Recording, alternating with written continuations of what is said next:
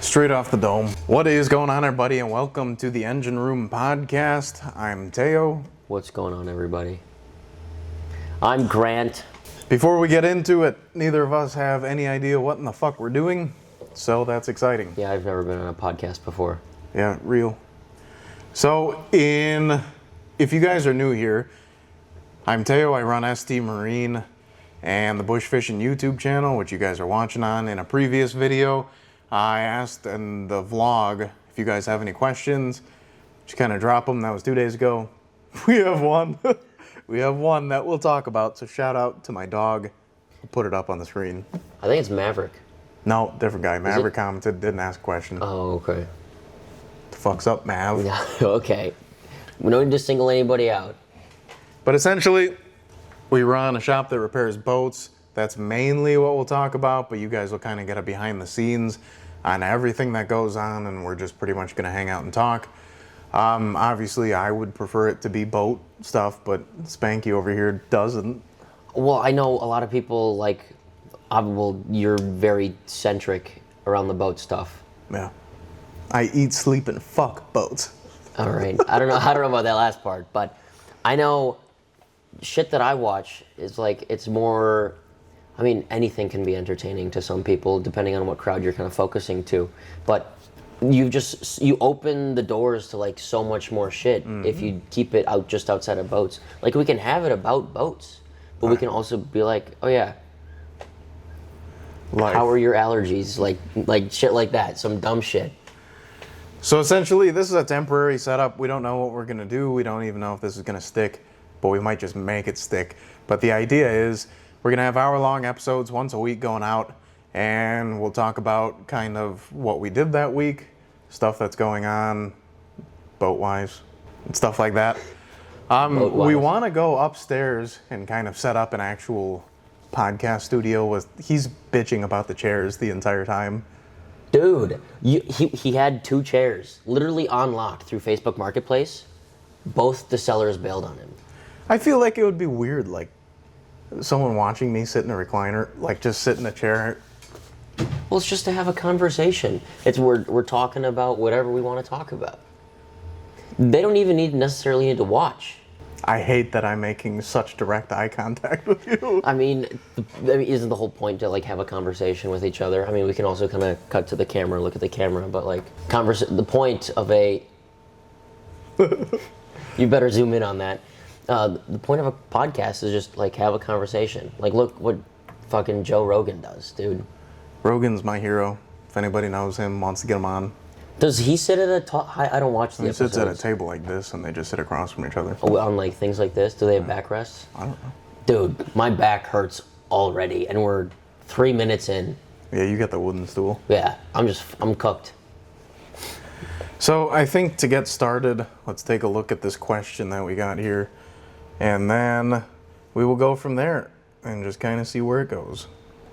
So, dynamic boating podcast would be awesome. I'd like to hear more about your favorite style of boat and what you do and don't like about certain ones. Appreciate you sharing your knowledge with us. So shout out my dog, all right? More of a generic question there, but what's your favorite style of boat? I've always loved center consoles. I always will. Center consoles are my shit. It kind of changed originally when my first boat was a B-Craft tri-hull that my grandpa gave us. And that thing was sweet. Yeah, I don't think I saw that one. It was that old, it was like a cream colored. It was kind of ugly, but we used to go tubing and kneeboarding off that, and we always used to fish off of it and shit, and for carp when we were kids. Yeah. But after that, when I really got into fishing, which at this point I was an automotive mechanic, I was working on outboards, but small stuff. Yeah. I had a 14-foot aluminum boat, a V-hull. I think you remember that one, the white one. Mainly for fishing you use that for. That thing was sweet. I loved that boat. It had a 20-horse Johnson on the back. That was my favorite boat. And then after that, I got into the Lakeland, and then now my center console, my 23-footer. But I've always loved the center consoles. Or I like sport fishes, but that's kind of we don't have those around here. We're in freshwater. What are sport fishes? Sport fishes are the big Vikings. You've never seen a sport fish. I probably have, but Just jogging my memory. I don't really know what we're talking about. Is it just not one of those boats that just have like a flat surface across like the whole Yeah, thing? the front's really big. There's a big cabin. And then in the back, it's like a smaller section, but that's where all the fishing happens.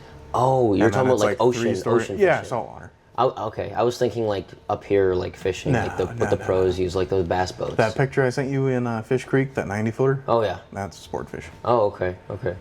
So I definitely like those. In freshwater, I mean, I love a good bow rider, stuff like that. But Right. I've always been a saltwater guy. I just love the boat. Center consoles to me are the most fun because you get to stand in the middle. And you just get to have this hog-ass boat. Yeah. You feel like the main guy. Like I never understood about boats why the driver's seat's on the right. There's probably a reason. There was a for it. reason, and I knew it at one point because I had that same question. My original theory was that, like, on fishing boats, your trolling motor hangs to the left. Okay. So you have better vision on the right side. But, like, if you were on the left side driving, your left hand would be shifting. Right. And I feel like right-hand people are more dominant. I guess. I don't really know. Do you know the actual reason? I don't know. You don't know anymore. I don't know.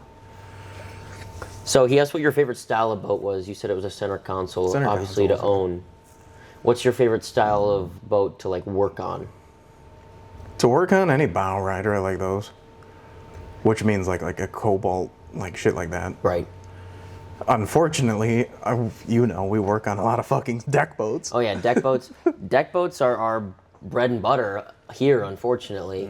Unfortunately, because they're difficult to work on. Which, they're not difficult, like, they have simple systems in them, like StarCraft's the biggest one. Right. It's nice that they give you a sink and all this other stuff, but the engine compartment on those fucking boats, one, they don't have removable side panels, or if they do, like, they're impossible to get out, and then it's just fiberglass up next to the motor. I think you remember in the spring, doing the spark plugs on that one, where there's no removable side panel, so you literally just have to reach your arm in blind. Well, there was a guy that we had a customer where he was like, "Oh yeah, I can do it myself." And Yeah. then he looked at the spark plugs and he's like, "Could you do this instead?" then he called. Yeah. But he was so enthusiastic to do his spark plugs by himself, and I'm like, "Go ahead." Like, I'm a pretty technical guy, I'm mechanical. And I don't doubt that he is, but like when you see that shit It's like just that, the position, it's like yoga. yeah, Like, people don't understand that sometimes you have to lay on your side over the motor and then reach under to get at it. I've seen this guy lay on top of the engine with his head under the engine. Like, he will go literally upside down to get your boat in and out of here as fast as possible. That is a recurring dream that I have. I always have that dream that I'm upside down in a boat and I get stuck and it's sinking and I drown upside down. What? I haven't had it in a long time, but I used to have that dream for like a year straight. I used to have recurring dreams, but never anything with a boat. Yeah. I mean, like I said, I eat, sleep, and fuck boats. I was gonna ask a question, and now I can't remember what it was, but it was something with. It was about that dream. How did you get in that position in your? Dude, dream? I was just working in the Oh, back you were of the boat. working in the yeah, boat? like I was upside Just down in the on water? the water, and something happened and started sinking, and I drowned upside down, stuck. Oh. Which that's something like if you're gonna, well, you obviously work with me, but like you got to get used to getting stuck. Especially like I've Yeah. had some twin engine boats where you have to squeeze in the middle of the two of them, and you have to let your breath out to get in, but then you start hyperventilating, and you're stuck. You can't get out, especially being alone. Well, weren't we just working on a deck boat where you literally had to go into a square that was probably Oh, yeah. like a 12 by 16? Yeah. Like it. I can't believe we didn't sink this boat on YouTube. Is it that one? Yeah, check that one out. So we had a boat come in. It was a deck boat again, Volvo, engine drive, which are beautiful. Gotta love the Volvos, which I think we should get into next as like best engines or favorite engines to work on. Okay. Keep that one pinned up here. Yep. But essentially it blew up the drive shaft. So when it did that, the U-joints exploded, it tore up all the bellows, and obviously wouldn't do anything, but it shot the drive shaft forward. So because of that, the coupler that's at the back of the motor that the donkey dick attaches to, it got all messed up with the spline, so we literally had to use a forklift to pull it out. Yeah. But literally, that engine had to come in and out 3 times. There was no room in there, and there was a little like a storage compartment that was probably a foot by like 17 inches. Yeah. And I had to go in through that compartment to lay under it to get, like, we had to take the impeller housing off to get it out. And just being like, you might think the engine's in the middle of the boat. Like, you have so much room on either side of you. Yeah. You get in there, it feels like you're in a microwave. Like, especially like a lot of the times customers like to stuff all of their shit in the back of the boat. you have what do you have? You got life jackets. Life jackets, fenders, tubes. You also have those ballast bags in there. Yeah, on the surf boats. Right. Obviously, those have a little bit more room because you can remove the sideboards, but like you'll also find those in those areas. But when it comes to, is there any other boats that you want to talk to, or do you have any like? That I want to talk to. Yeah, do you have boats that you want to talk to? Do you have boats that you want to talk about? Like, what do we have in the shop right now, actually? So right now we got my center console in here. We have Response LX Malibu. That one came in. The guy he doesn't winterize it. He keeps it in the heated boathouse. Okay. And I guess they use it once a year. They pulled it out this year to use it just to make sure it ran. Yeah. And freeze plugs were blown out of it because he lost heat over the winter in the boathouse, which is why I always say like winterize it. Yeah. Like heated storage. Oh, he didn't even winterize it. No, he just kept it in the heat. Right. But the power went out, so it froze. And went out there, put the block plugs in, didn't have any issues with it. Ran it for probably like 10 minutes, made sure pulled the dipstick, no water in the oil. He went out with his family for the 4th of July using it, and they used it for like an hour.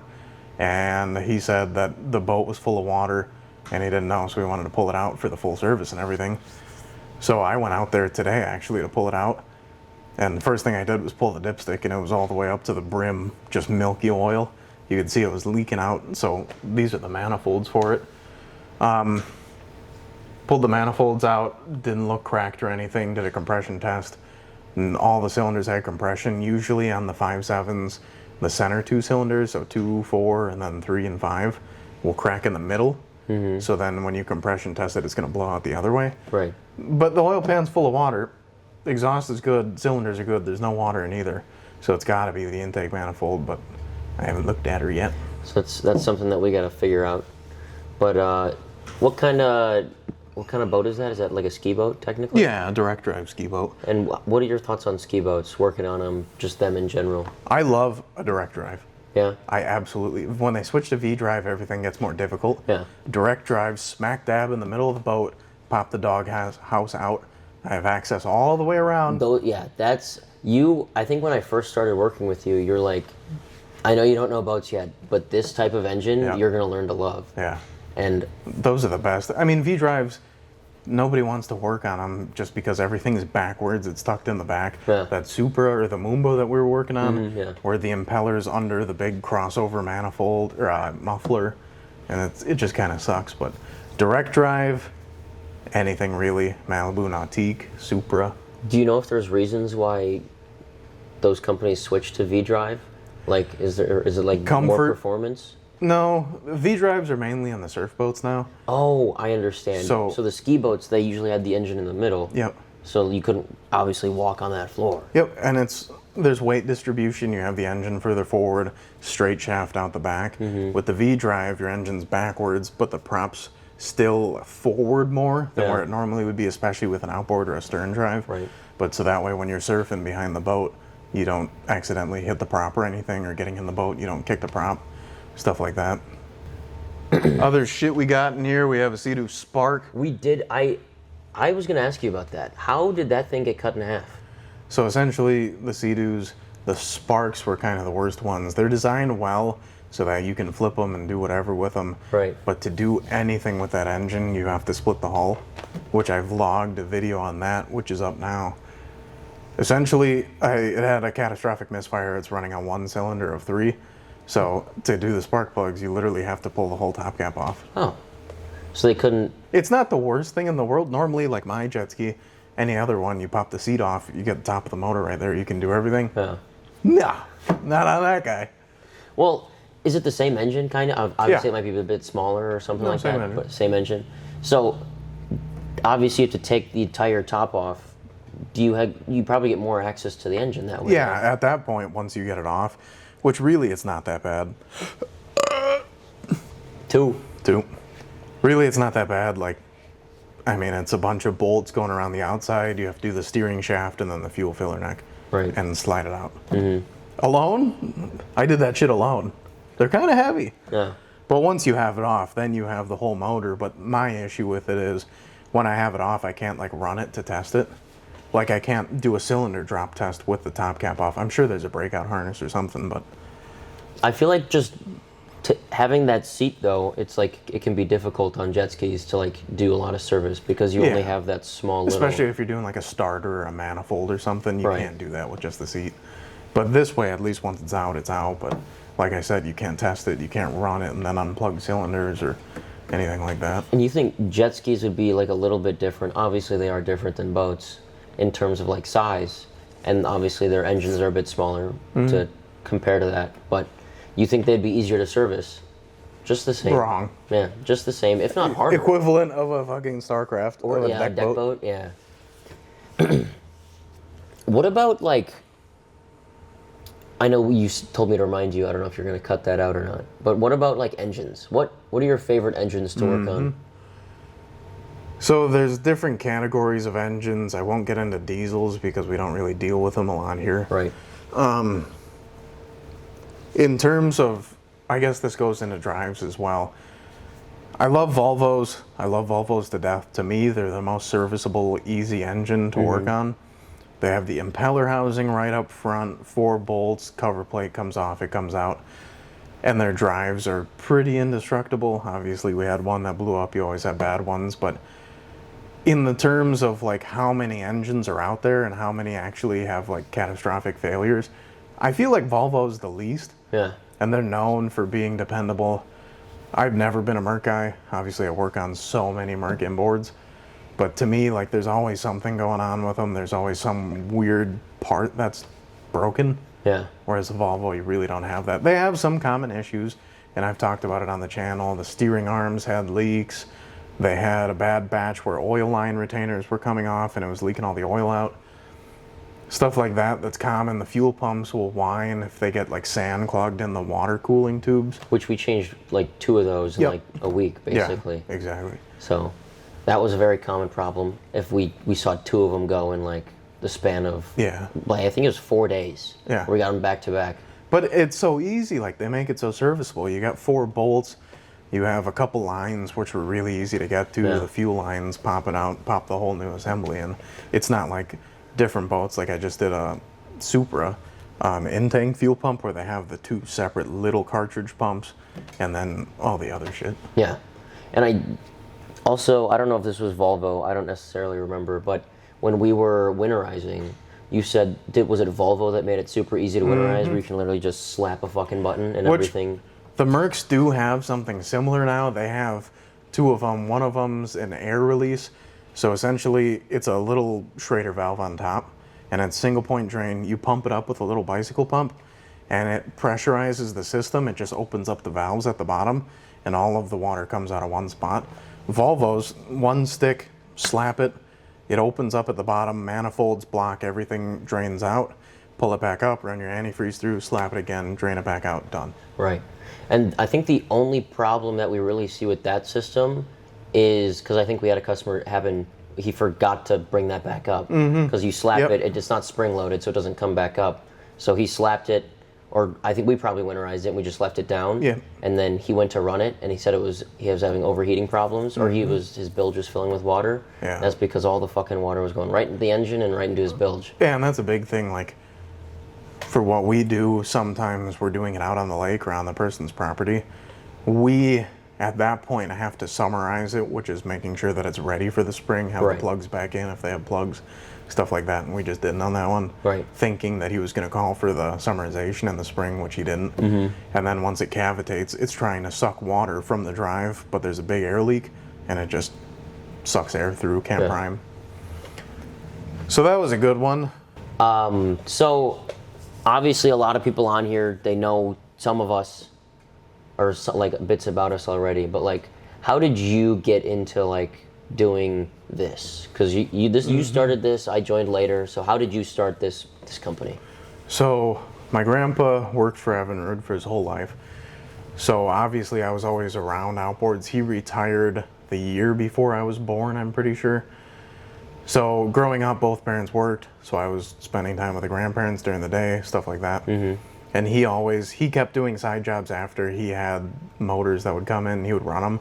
I was always around it, but I was never interested in it until later. And once I got into college, I was interested in motors, stuff like that. And essentially, I really have been trying to pinpoint how it all started with my company. I do remember I was working as an automotive mechanic, and one of the parts guys that would come and bring parts said that he had a motor, and I worked on his motor. And from that, another guy from the parts place gave me his motor, and it kind of started going like that. At that point, I was in school for diesel mechanic, working as an automotive mechanic, and one of the classes for the diesel mechanic school, it was like a pushover class, but Yeah. you had to make a LinkedIn and put your interest in. So I put my interest as boats because I was excited about it, I liked it, and I did not enjoy working on semis. Everything's heavy and dirty. I didn't like automotive. Right. Though I was good at it, I didn't like it. And put it in as boats, found a place, and I said, screw it, let's just interview. Interviewed with them, and I worked for them for 3 years, and that was kind of where I got all of my training on the new boats, Right. like the brand new product, and actually going to the schooling and stuff like that. Obviously, I'm gel coat certified from Spectrum Gel Coat and all that, so I appreciate them and all they've done for me. That was great. But I always had, it started with those parts guys, I'm pretty sure. And they started telling people like, hey, I have this guy. Yeah. And originally I was only working on old outboards, old Evinrude, stuff like that, stuff that nobody wants to take to a marina because it's going to be so expensive, and you don't want to spend that much money on something old where it might be Right. like a tune-up might be more expensive than what the motor's worth. Yeah. Started like that, and then somehow got into bigger boats. There was one key guy who essentially, he was going to buy a new boat. I looked at his old one. I have no clue how I met him. I really can't remember how I met this guy, but he was buying a boat at a marina and he wanted me to inspect it. So I went over there, I talked it over with the guys, and they said it was okay. I went there, did the inspection on the boat, and from that point, they said like, hey, does your company sub this out? And I was like, fuck yeah, I will. Like, I've obviously been trained on inspections, I know stuff to look for, and I'm all capable of doing that, licensed to do that. Yeah. So I made a form with everything that I would look for on a boat. It includes exterior stuff, interior stuff, going through all the electrical, all the engine stuff, which is the main thing, compression testing, fuel pressure, stuff like that. It's essentially a 4-hour full inspection of the boat. So they were a huge part of that because they started giving me all these inspections. Yeah. And a lot of the people would keep my number, and if they live like further away or they can't take it to the marina, they would ask me to work on it, winterize it, shrink wrap, do all that stuff. So a lot of customers came in that way, but it was all just word of mouth. Yeah. I think we ran the one ad on Facebook and got a couple jobs out of it, but we really haven't needed to. Right. And I mean, it's been consistently busy the entire time. Right, and they, like, people don't stop buying boats, so Exactly. they'll sell a boat, and like the first thing that they do is they give that customer your card to get it inspected, and it's not 100% of the time Yeah. that they'll go to you. Some but- people will buy them, and it's all used boats. I mean, some people will buy them and just run it the way that it is, but a lot of people want the peace of mind of having it inspected. Yeah. Which is such a big thing because then you're buying it, you know it's good, or you know exactly what's wrong with it. Yeah. And then you can go from there. But a lot of the time they have me do the repairs as well. Or like the fiberglass work, stuff like that. We do that. Yeah. And then going back to the very beginning, when you said you had those parts guys talk to you about their outboards that they had, at that point you had no experience in marine engines? No, I knew the outboards. Like I said, maybe I skipped a part, but there was a time where like we had our 85 horse Evinrude on the B-Craft. Right. And my grandpa would come over before we'd use it and he would run it. And that's kind of where I started paying attention. So then, like if we were hanging out during the day and he was going out to a place to work on a boat, I would start paying attention at that point, seeing what he's doing. So Yeah. I knew, and I have him to rely on, I could call him. But like those motors were ones that we've worked on together that I knew. So I had that experience, but not a whole lot on inboards yet or like stern drives. Right. some of it just came from jumping in the deep end. You know, that's how I like to run. Yeah. I wish I ran that way too, but right now it's a little tough for me to kind of get into all this stuff. Yeah. But I've sat and thought about, like, how do I word what I want to say? There's a confidence you get from doing difficult things. Mm-hmm. So, like, the first time you do it, it sucks, it's terrible, but after you do that, not even just, like, say it's a job on a boat, not even relating to boats, but if it's something difficult, like a workout or whatever, once you do it, you get past that hard thing, you get the confidence, and you know that if something's hard, you can get through it. it's like a weight lifted off of your chest. And you just keep building on that. You keep doing harder things, you get the confidence. That's where I've always gotten my confidence from. Right. It's just knowing I can do hard shit. Right. Or knowing that you can get through it, so then you feel more comfortable diving into something you don't know. Which, an old guy, I wish I could remember who it was, said something that stuck with me. It was essentially, when you start your business, you have to do really good work for not a lot of money. And after you do that for a long time, you're not going to be making crazy money, but people are going to trust you. They're going to trust what you do. And then you can start charging what you're worth. Right. And I think I've done a good job of that. Like, in the beginning, we were doing like buffs for dirt cheap, stuff like that. Just getting the name out there, jobs for dirt cheap, not charging on parts, doing like half the labor, stuff like that. Yeah. And a lot of people appreciate that. And kind of from there, I think that's why it spread so much, because everybody was saying, hey, this guy's great, he's affordable. Right. And we kind of spread. And I've kind of missed most of that. Like, most of the stuff like that you do happens behind the scenes compared to what I'm doing. Because I still have my full-time job. I'm not with you 100% of the time. But on weekends, like, when I first realized, like, oh shit, like, we actually are growing very well, was the first time you brought me to an inspection boat. Because I believe that customer is now he stays with us. Like, we see him quite often, not because his boat is so unreliable, but because he's such a well-known customer to us. Yeah. And do you remember what boat that was? I remember doing the pontoon, and I know there was one before that, but I don't remember exactly what it was. But I know that we've seen him a couple times. Yeah. Do you know who I'm talking about? I bleep that. Yeah. I was on his boat, this chaparral guy. Yeah, the chaparral guy. I know who that is. So you've been, but it sucks that you don't work full-time with me yet. Yeah. Obviously, I have to get things figured out, which...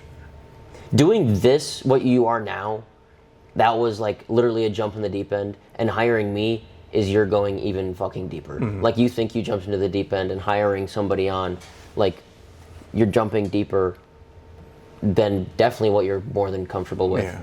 But once you do it one time, like, you can hire like a bunch of other people as well.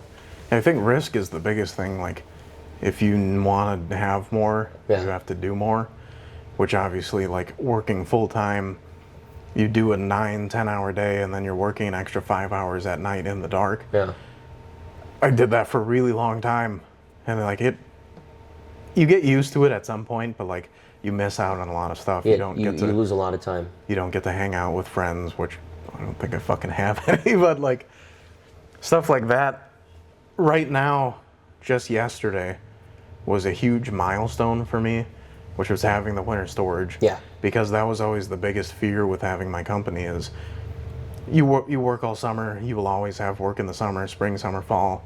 Fall's the biggest money maker, but then you drop off to nothing in the winter if you don't have storage. So I have the storage building now. We pretty much filled it already.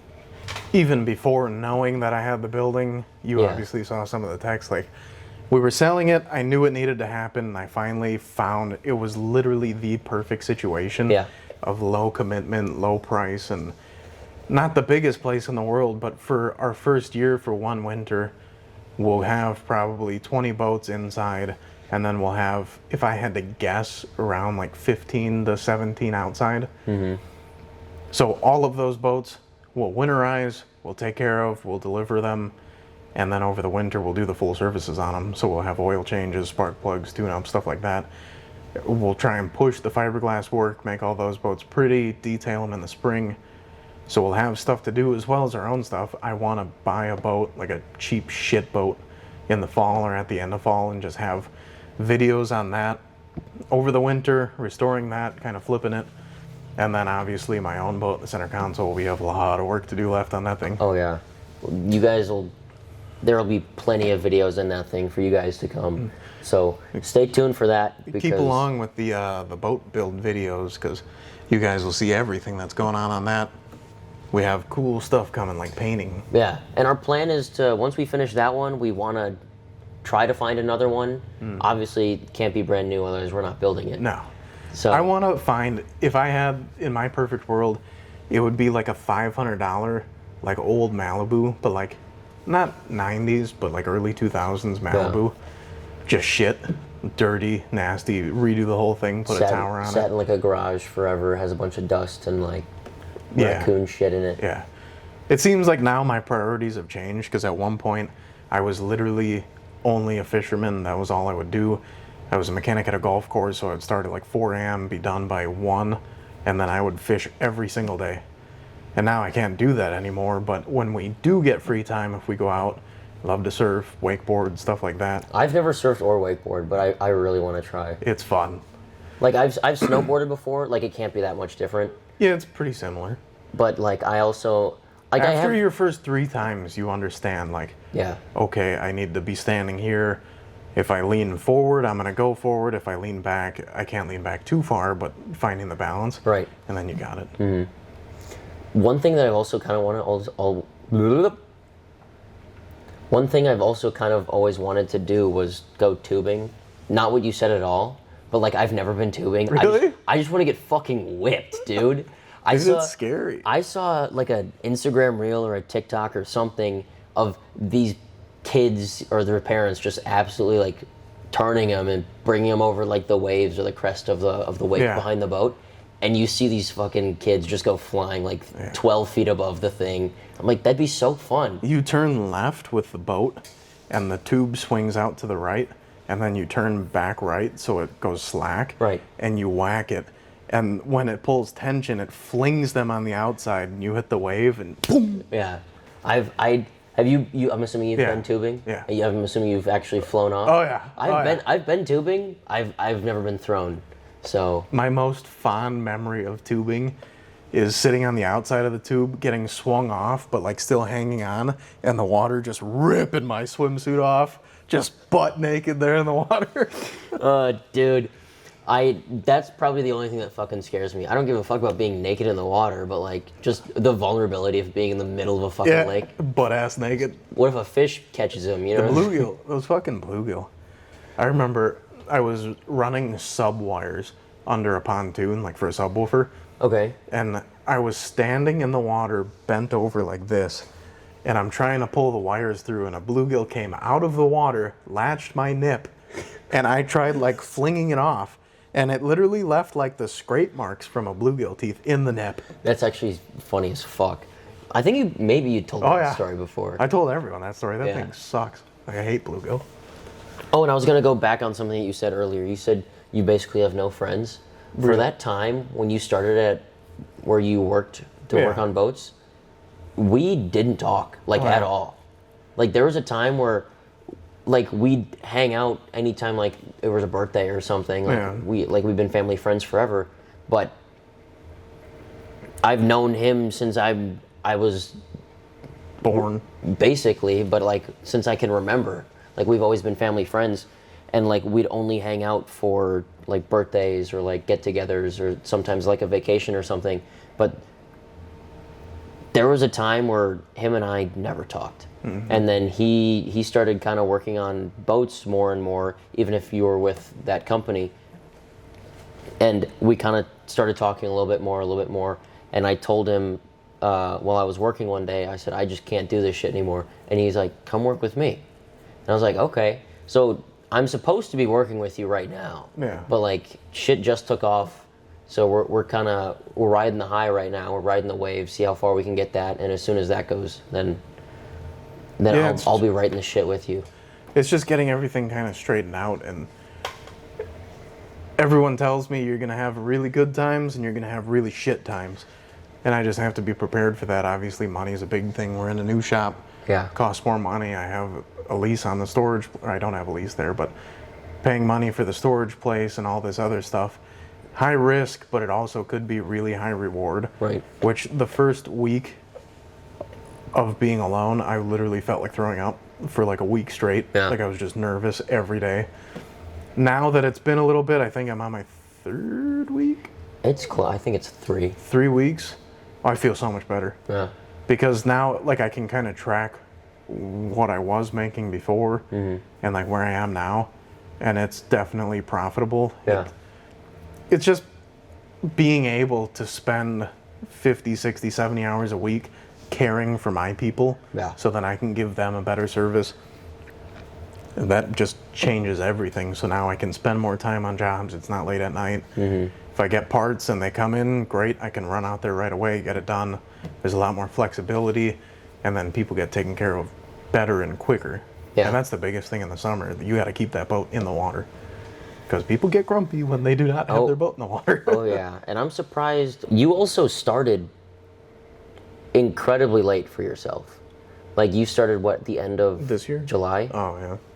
Like the end of July, like for just to work for yourself, which is, you guys are probably thinking like, oh, fall's coming up, it's the biggest part, but like even like spring and like the beginning of summer, also a huge part of like what you do. So starting so late, like, not a bad thing. I forgot where I was going with that. Yeah. But, But there was I something had wanted other to say. reasons for doing that, for starting late. Correct. It was helping other people rather than myself. Right. Because you'd go to work, you'd work your 9 to 5 or whatever it was, 7 to 3 or whatever. 7 to 5. Yeah. And you'd Fuck's sake. and then you'd go home and like you'd be working for your own clients, but you could only do that for like 5 hours before. 11 o'clock was usually my cutoff. I haven't done many nights past 11 o'clock. But Yeah. even then, you leave at 11, you get home, by the time you shower, eat, whatever, it's midnight. Literally wake up and do it all again the next day. Yeah, and it's completely different working for your own clients than it Yeah. is someone who goes to a bigger company to get it serviced just by one of their mechanics. Yeah. When it comes to your like everything that you've been working on, what's your like main goal? Like what's the biggest goal that like you've either made for yourself? I sat down with myself last year and then again at the beginning of this year. I have long-term goals of what I want to do with this place. Yeah. And then I have kind of shorter term or like midterm goals, which would be like by the end of the year. Not even related to just the business, but like with YouTube as well. Wanted to hit 10,000 subscribers, which since we started posting consistently, I feel like it's been constant growth. Yeah. We haven't really had one thing that's been a huge jump, but maybe we will, maybe we don't. But if we keep growing like this, I think we can hit that goal by the end of the year. Daily uploads in September. In December. Both. I think December is the big money. Rest of the year, constant uploads.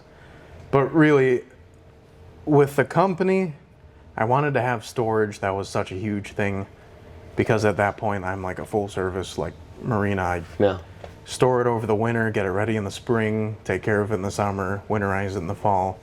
Year round, I can take care of my customers. That was also another big thing, is wanting to be one-stop marina. Yeah. So people don't have to go to somewhere else Yeah, for instead one of, thing, like, bring it back, go to they the other talk place. to you and you're shoveling them to other people. Yeah. Like you just feel bad. Like, So instead of that, like, if they have fiberglass issues, they come to me. If they have engine issues, they come to me.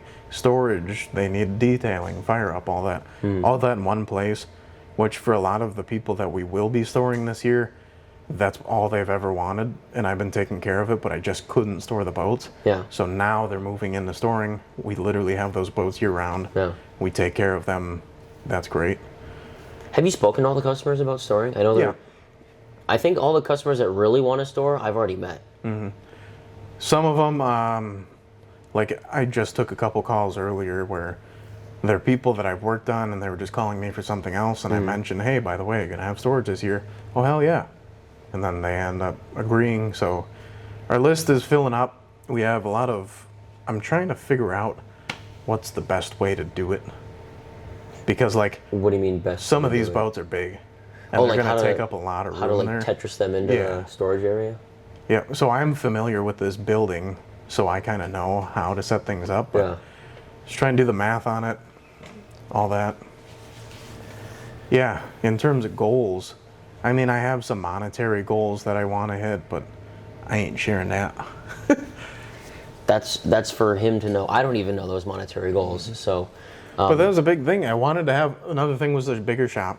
A shop that we can work out of year round, because the last shop didn't have heat. We couldn't. well, we thought we hit it big with that last shop. That last shop helped us quite a bit. And complete we a few made it work. jobs. Like, I'm convinced you can make anything work.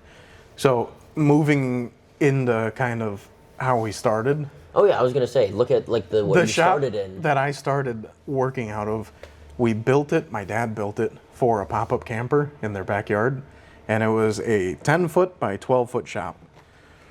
Not even a shop, it was literally a shed. Yeah. And we built the floor in it. It wasn't insulated, and I would run a buddy heater in there, and it would get hot.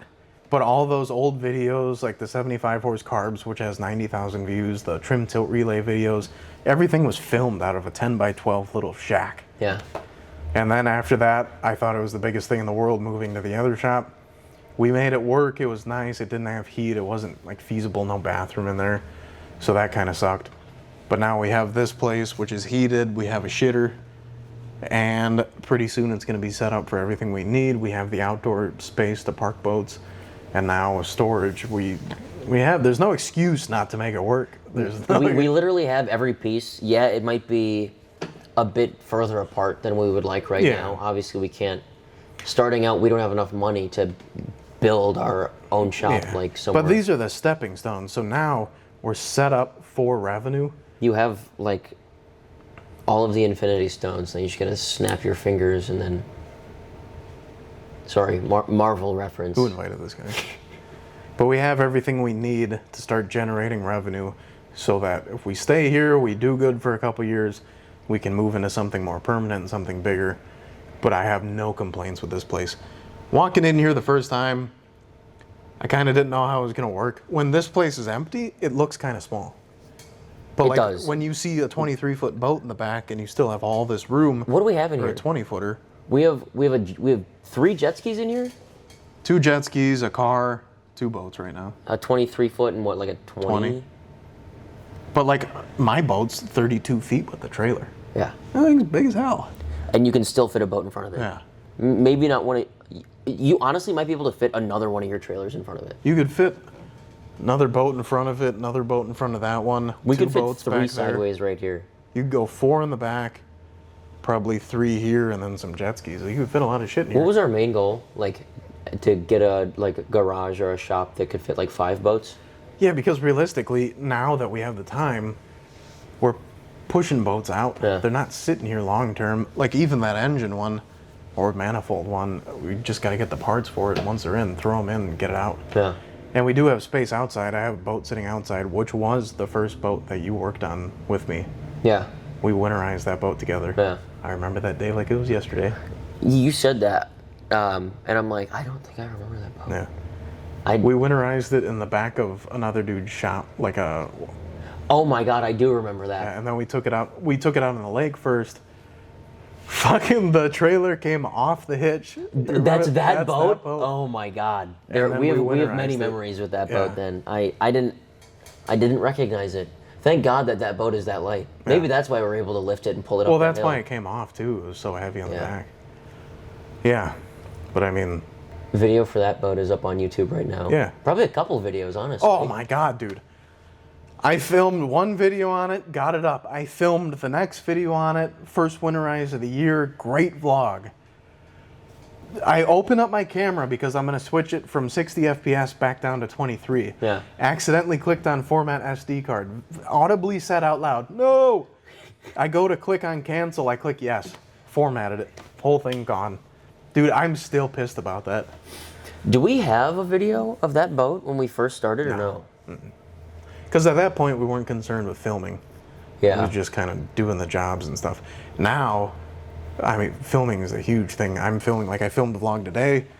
I really think that I could do daily uploads, but it just goes back to like having, not that I'm having work every day, but having something different, so it's not just the same shit every day. I was gonna say I don't think we have enough work to be able to do daily vlogs. I think we do. Well, enough work as in like the Different jobs. yeah.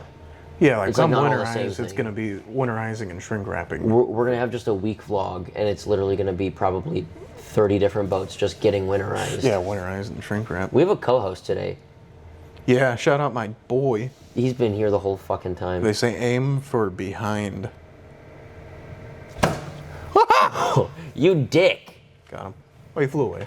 48 minutes, not too bad right now. We're aiming for I almost said vlogs. We're not aiming for hour vlog. Eventually we might be aiming Hour-long vlogs. We might be. But as we do these podcasts, if you guys have any questions or have anything you want to talk about, drop them below. Or if you want to make fun of the way we look or talk. Yeah. Don't point Make at fun me. of him. No, don't point at me. So we've obviously talked about me this entire time, which I've loved. Well, you and your company. So I have questions for you Right. that we haven't really like talked about like outside of this. Okay. So I'll start with like, where do you see this going? Do you see this being successful? Do you want to be a part of this? Like, where do you see this going, like, say, in the next 3 years? I mean, 3 years from now, I don't really picture us outside of this because I feel like even for a while, like we might build a larger clientele, but like this shop will be good for a very long time for us. So I think this shop is good. I think things should take off. Like I don't see how things could go wrong, knock on wood, but it's seeing from where you came from to where you are now it's way different. Like this isn't, you could probably fit your first garage in where we're sitting right now. So I think, I know you said, am I gonna be along for the ride? I'd like to be. Not saying that might be your choice to make, whether I'm good enough. You stop pissing me off. Yeah, I don't piss you off too much. I think it's I don't know enough about engines yet. I don't. That never has bothered me. Yeah. Let's just hash it out right now. No, but that's never bothered me because I know you need to learn. Like I obviously remember when I didn't know shit. Right. But sometimes I think like, Well, you also learned this. When did you start that automotive job? Because these engines are like so Years similar. ago. Yeah. When you were like But what, not- 17, 18? even older cars, 10, 15 years old, they're way ahead of these. Yeah.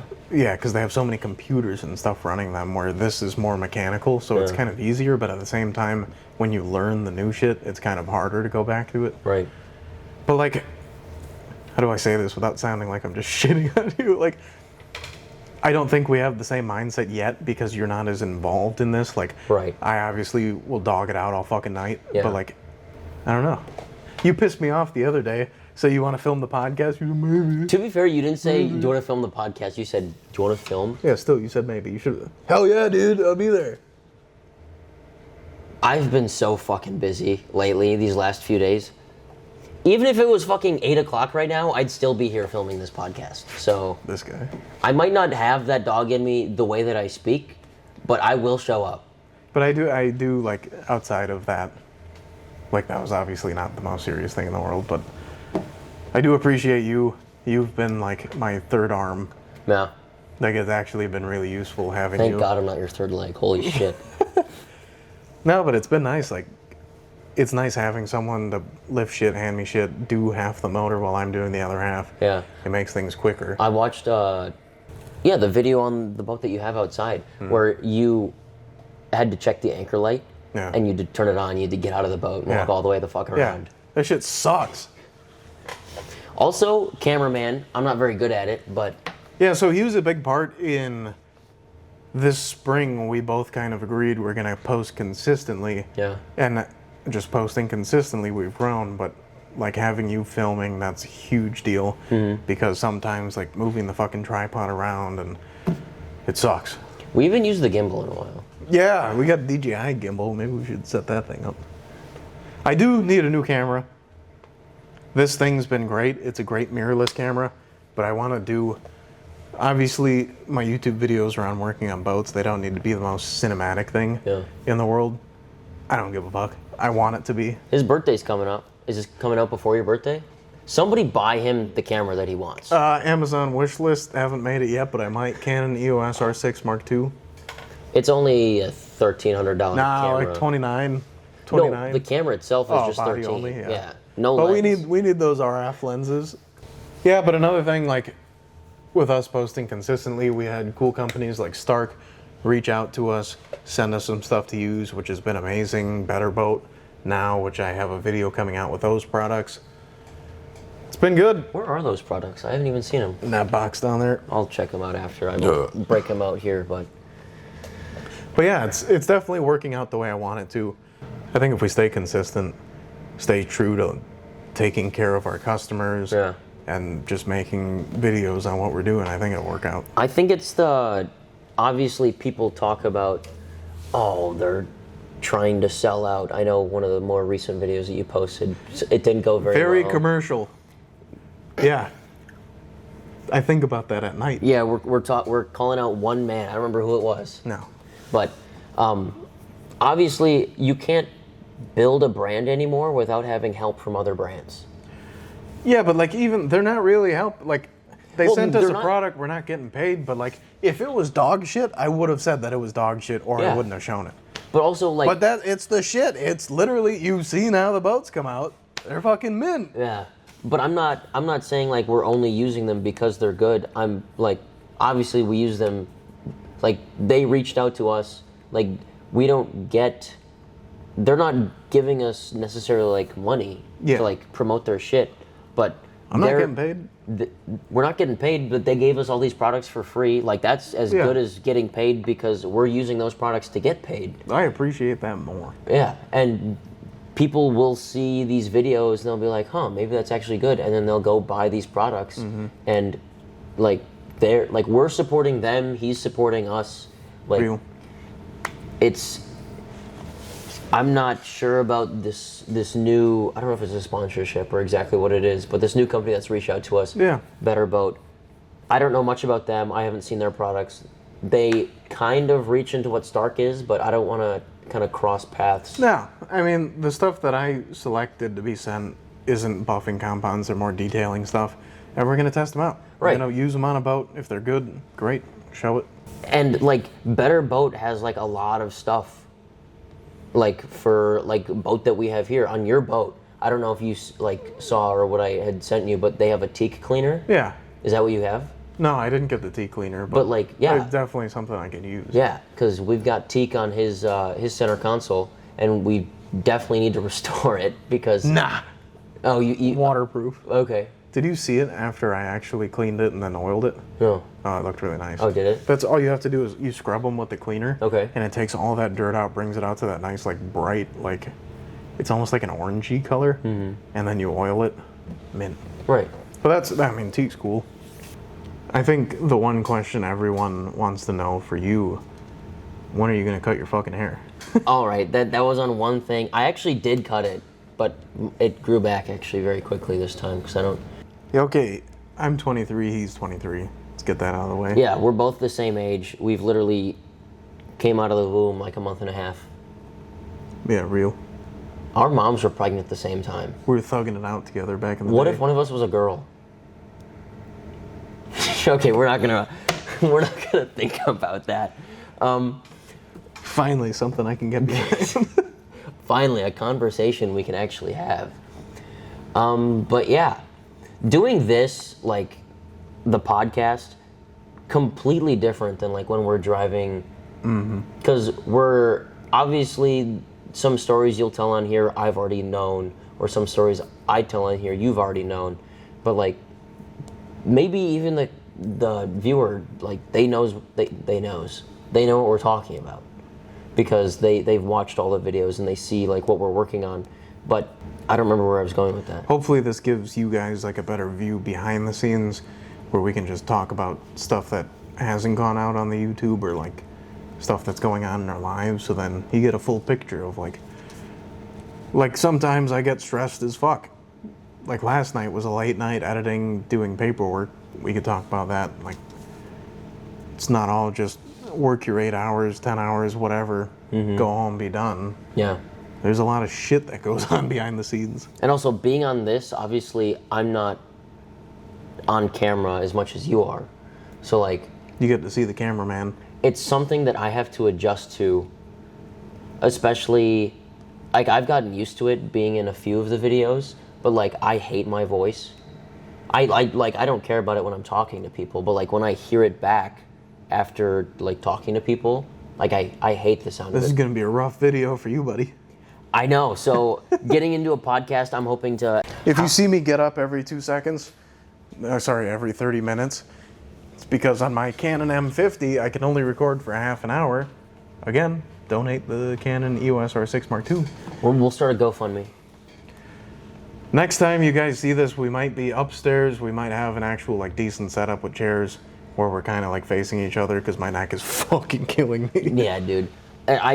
We also might take a little bit of a break on the podcast. Well, we kind of have to. I'll have different guests on. Oh, yeah. If you want to be a guest on this podcast, let us know. Maverick, I'm calling you out right now. Don't know where you're located, but you comment on most videos. He does, yeah. Didn't he say he was from Canada? I have no clue. I'm not going to assume where he's from, but I thought he said Canada on one of them. I could be completely wrong. If you guys are in the marine industry and you want to just talk about shit, fucking comment. Even if it's like a phone call. I don't like the way phone calls work on podcasts. No, you got to show up here. You got to bring yourself, or we'll bring ourselves as long as you pay. I'll fly you out. Just kidding. But yeah, if you want to, Joe Rogan, if you want to come on our podcast. I would very much enjoy Rogan being on here. I feel like we need to get a little bit bigger before. No. Okay. I think this right here is. Yeah, we'll reach out to Joe Rogan, and then either next episode or whenever he doesn't reach out to us, we'll let you guys know. Yeah. Yeah, so coming up in the next few weeks, we're going to start winterizing. We still have it's that weird time in between where some people are keeping their boats on the lake and some, like, they don't want to get them serviced until they come in for the winterize. Some people are pulling out early, kids are going back to school, stuff like that. We talked about that a little bit. You sent me a photo of your first winterize, and I was like, oh, really? Like, I was surprised. Like, it's late August, like, we're getting to that time. But last year, him and I were pulling boats off the lake in October. Yeah, I winterized until December, or I was shrink wrapping until like mid-December last year. Yeah, which was, I know we live in Wisconsin, but last winter, we didn't get any snow. Yeah. So, I mean, depending on when snow comes, obviously shrink wrapping isn't just for snow, but that's like a big part of it when it comes to shrink wrapping. So, come winter time, we'll have a bunch of videos on winterizing boats, shrink wrapping boats. So this is gonna be a YouTube fucking palace in here over the winter. We're gonna display. We need to cover that wall with something. Yeah, we need the banners in here. I have a bunch of banners we need to hang over there. We need more than just those banners, though. Spectrum Color, reach out, send me my banner. Spectrum Color, Stark, send a banner. Yeah. Now we're talking. Need to get that wall closed up. Better Boat, send a banner. I'm talking to Volvo, Evinrude, Mercury. Evinrude ain't responding. Just because they're defunct doesn't mean they won't respond. Defunct? Is that not a word? I don't know. Is that a word? Defunct? Should I look up the definition of defunct right now? Defunct. Define defunct. No longer existing or functioning. I did not know that. How do you spell it? D-E-F-U-N-C-T. Never heard that word. That's a new one to add to the dictionary. Yeah, so back to what I was saying. Next couple weeks, we got a bunch of services, winterizes, and then we're starting to pull boats out, which kind of sucks. I don't know if that's the guy that you crushed earlier, but now he's fucking with me. Which kind of sucks alone. Like, a lot of the deliveries, you gotta park the truck at the ramp. Yeah, and you gotta go walk. hike fucking 3 miles to the guy's house. There was a video that we made where we did that, and I recorded I recorded my section of bringing the trailer back to the customer's house, and guess who I sent him the footage too. Guess who just forgot to put it in the video? Yeah, him. This guy. Yeah. But we also, what we haven't talked about in a while, just you and I, we have a website that we're starting. We have a website that's up, okay? We filmed this beautiful footage, this beautiful kind of montage of like what we do. Yeah. Filmed it beautifully. Making a website sucks so bad. It's because companies like, I don't know if I should ruin the reputation, like this You're not big ruining podcast shit. is gonna, but like GoDaddy and Squarespace. They make it difficult. Like, dog, you're gonna give me the dimensions to put my video banner in the background, and then when I put it in, it's gonna be like zoomed into fuck, or like even just the fact that you have to like even pay monthly for like better designed things on the website is just so stupid. Like, I'm on a budget here, all right? I like making. I understand you can make a website as long as you know how to code. Making a website, easy. I did not take coding in high school. I don't know if you did. I bet you I'll learn it. Coding is difficult. I mean, I don't know how difficult it is for like making a website, but like stuff like that can be very difficult. What do you think? Should we wrap her up? Hopefully you guys enjoyed that first episode of the Engine Room podcast. First episode knocked out. Promise you it will get better. Thanks for sitting through it. There's going to be a couple of my dogs that watch through the whole thing. Shout out to you guys. Our goal is also to just be in like marine mechanics Oh, yeah. shops.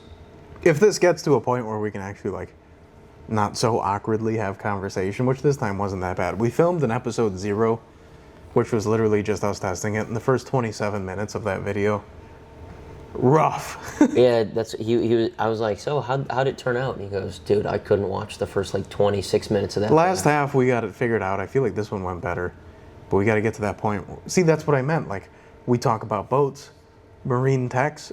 They're playing us in the shop. Well, right. I mean, it makes sense. Like we talk about boats, but I feel like also just talking about literally anything that goes on in our life, just stories, news, whether it's news about boats or just like shit that's going on in the world. Obviously, we're not getting political on this podcast. Hopefully you guys enjoyed the first episode. You kind of got a look into who we are, kind of our situation now, how this started. Obviously, we'll talk about more things in the future. Maybe more about me next episode. I know we didn't talk about a lot about me, but like, I didn't really do any of this, and I know it's more about boats. So, I'm learning this. If there's somebody out there who doesn't know a lot about boats, I'm learning with you. So we'll see where this takes us. I'm excited to see the future of this business, the company, the YouTube channel, the podcast, everything. YouTube's the biggest thing. I mean, on top of like making money here, getting these jobs done. Yeah. Like, we need to grow the YouTube. 10,000 subscribers by December 31st. It's happening. Daily uploads in September and December. That's a Sisyphus climb, dude. That was another big word. You don't know who Sisyphus is? No. He was the guy that's just pushing a rock up the hill. Dude. You need to... I'm a Sisyphus. Yeah. Real. Okay. Well, thank you guys for joining us. Episode 1 of many. Yeah, we're going forever. We'll cut these into seasons, and then we might change the setup based on how the season look. For the first 50 episodes, it might be like this. Who knows? If you guys have any tips, drop them in the comments. This is literally like, this is my bench. This is one of my toolboxes. We kind of this is my main desk that I sit at. We want to go upstairs so then we can just kind of leave it set up, because like I just had to move all this shit over. Yeah. And then once we get more packed in here, I won't want to, but yeah, drop a comment down below what you guys think we should do. Should we get a sign in the back? That might be like episode 10. See how it's going. Oh, then I like might like put the an money LED? into the sign. Like an LED that says the engine room in a nice cursive font. Yeah, and a boat. Nice boat. An LED? Yeah. Okay. The engine room boat. Circle around it. No circle, but just like staircase. Okay. Bang, bang, bang. Okay. Boat. I'd like a circle, but it's like a circle where it's like it doesn't intersect with anything, so it's just like an outside circle. Does that make sense? Real. Sun Cruiser, sponsor us. Surfside. Actually, I'm not going to say that. I love Sun Cruisers as well. Surfside. They sponsor the Brewers. Why not sponsor us? Alrighty, we'll see you guys next week. Bye.